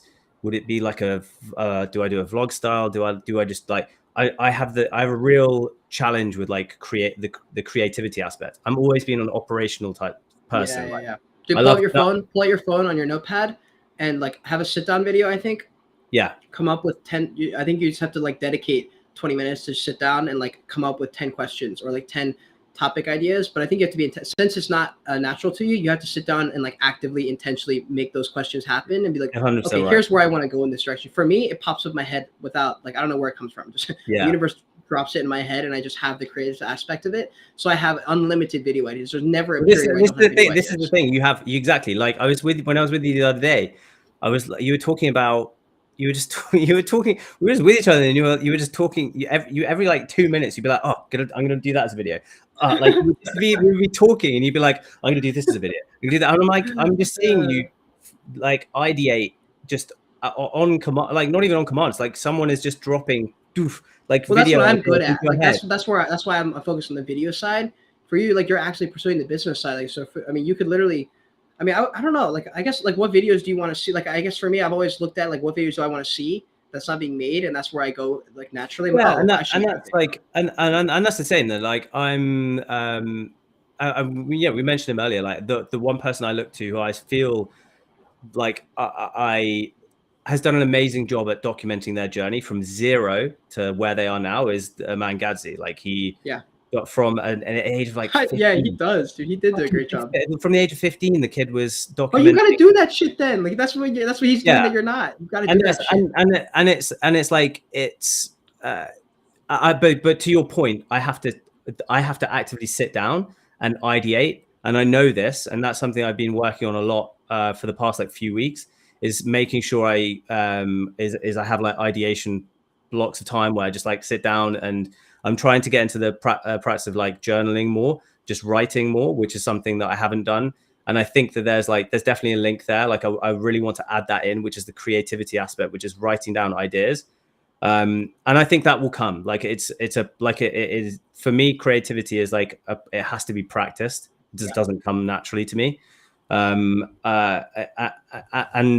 so that's where when there's like the delta between mine and your like video outputs is because like I have to really actively think about what do I need to do, what's where because I know there's lots of options, but it's not clear to me which ones I should go for. I kind of just need to sit down every week and be like, and this is what I'm actively working on at the moment, which is every single morning, starting off by journaling and being like, okay, this is what I'm going to be doing today for the rest of the week.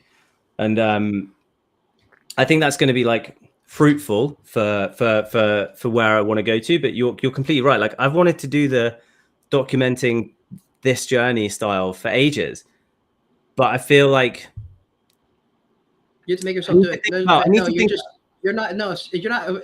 Gary, this is Gary V talking now. You're just making up excuses. That's the only answer. You just don't want to film it. You just don't want to film it. You're probably scared I just don't know what you're going to film when you like actually do it. I was always scared about that too. I would film something and be like, oh, this is like not actually that interesting, and I'm not actually doing as much as I thought I was, and that's kind of embarrassing to me.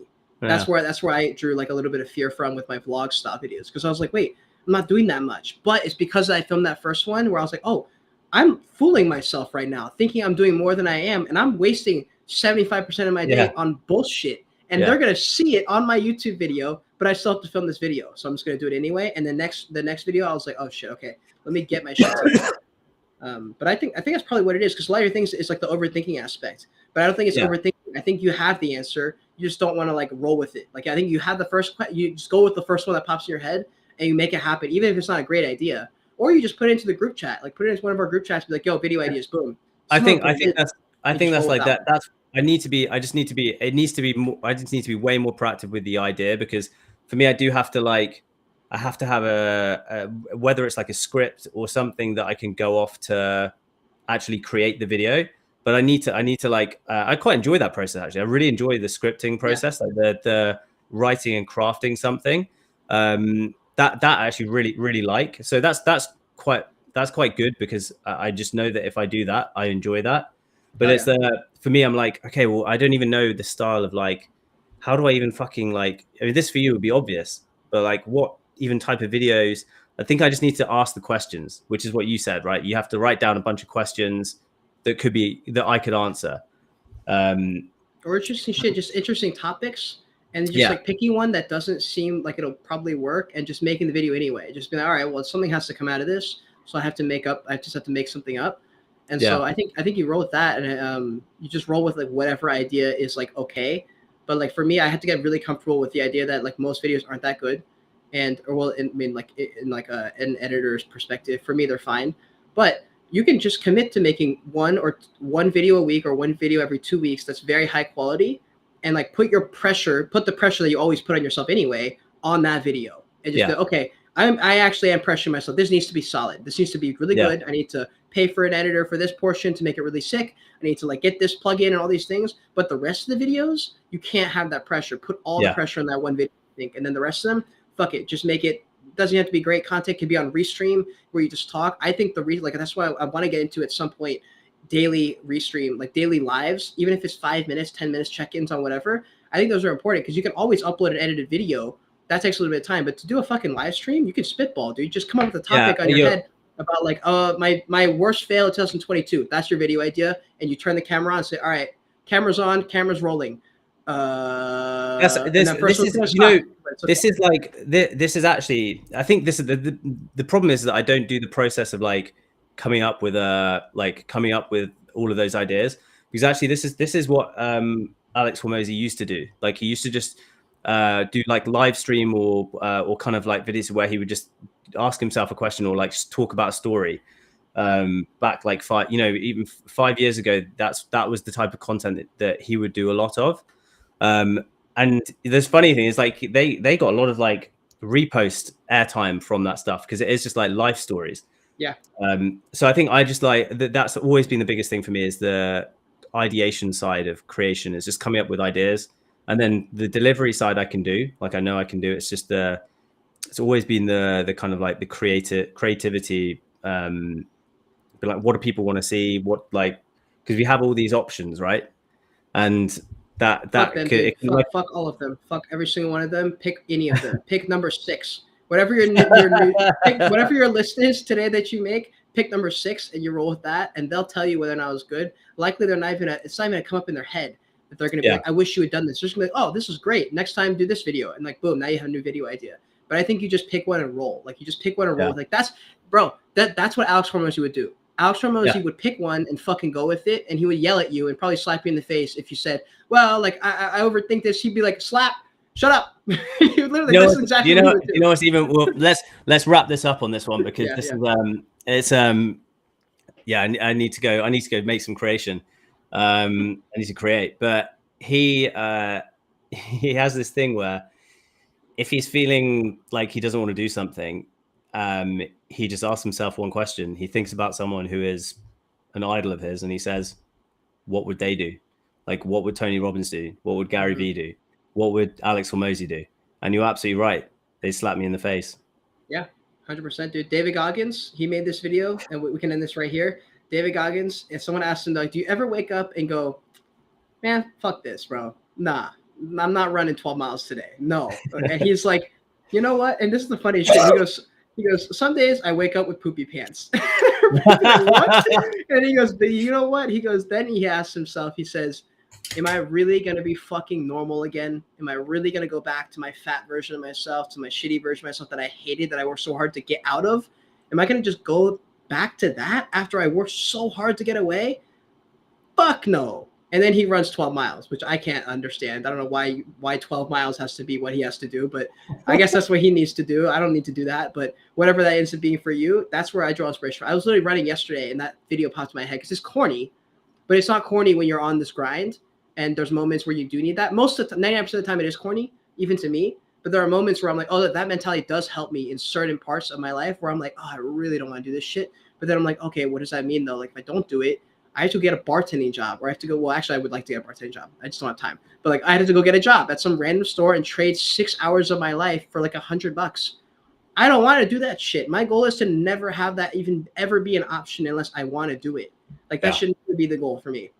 So to get that, these are the steps I have to take. And if I want to walk up the staircase to the top, there's only one way up. The elevator is fucking broken. You know, like you have to walk up the steps. There's no other way. And we've both walked the steps. So we know it works. We just know that to get where we want to go, we're about 20 levels below where we need to get to. That means we just have to walk up to 20 levels. So we got this shit. And we got this together. And like this is why last week was a fucking beautiful week, because we got to hang out with each other, realize we talked about everyone else's dreams, each other's legacies, what we want to do. And we're all going in the right direction, and all going in the same direction. We're all going in the same fucking direction, which is up. Yeah, and there's nothing that's going to fucking stop us.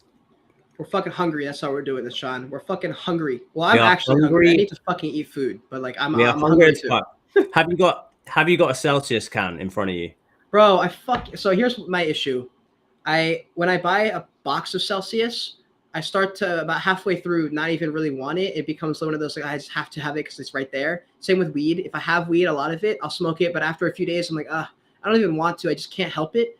That's how it is with Celsius, which is really frustrating. The only time Celsius works is when I don't fucking have it in my fridge. And today is one of those days. And I can't tell you how bad I want a Celsius right now. I'm either gonna walk. I'm either about to walk to Target because I'm not gonna spend $2.68 on a Celsius. I'm gonna spend $1.99 at Target. I'm gonna save that 72 cents on a Celsius if I decide to. Plus, it's an extra like half-mile walk, so I don't have a problem doing that.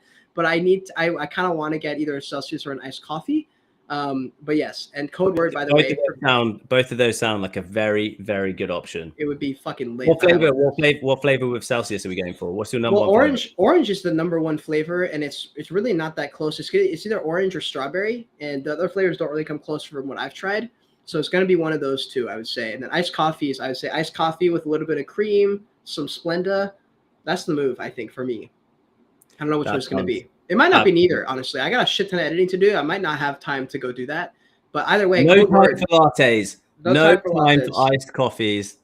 We will fucking summit, though. That's the code word. We will fucking summit. That is the code word. If you made it to the very end, thank you so much for being here. There was I think there's an average of 15 people in here the whole time for an hour and 45 minutes. That's a dub for us, I would say. Especially in a bear market, dude, we have not tumbled. We have not tumbled in viewers. Like, I think that we've had at points where we were like at 40 average viewers, but that was only a couple times. So it looks like our average is like anywhere from 10 to 25, which is dope for an hour and a half long live stream podcast. I'm down with that, especially since we're only 20 episodes in. We both have not that many subscribers. It's legendary. The show's going to be, I think this show at some point will see the sponsor that it deserves, and it's going to be legendary. So thank you so much for being here, guys. We will fucking summit. That is the code word. If this is not your first episode with us, OG is the code word. Add OG in there. Come on. Let's fucking go. All right. Fucking go. Make sure you subscribe to Tom's channel. I have his channel linked below in the description. We appreciate you all being here. Smash the like button. Also, if you're in this chat right now, if you're one of the 16 people right now who are watching and you haven't clicked the like button, please click the like button for us. It helps tremendously. Follow us on Twitter. Join the Discord down below in the description. We have a podcast with Voltura from PA coming up soon. Podcast with Danny with Coffee Man Dan from Cool Man Universe. Podcast with Bento Boy coming up soon. Podcast with so many fucking people coming up soon. So we appreciate you always being here. Until next time, continue to enjoy, continue to learn, and be grateful you're alive watching this video. Bye.